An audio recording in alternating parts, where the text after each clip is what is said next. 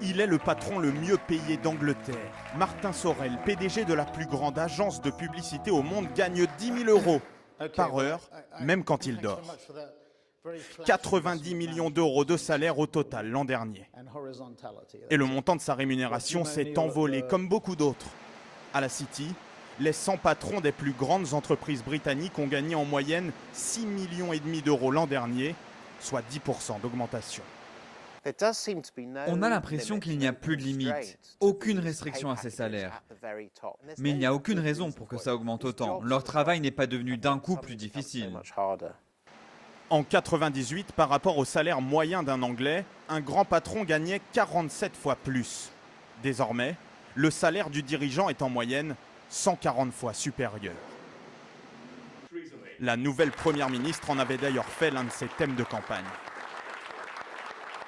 Il y a un fossé croissant, irrationnel et malsain entre ce que ces sociétés versent à leurs salariés et ce qu'elles versent à leurs patrons. Il faut être plus sévère vis-à-vis des comportements irresponsables de certaines grandes entreprises.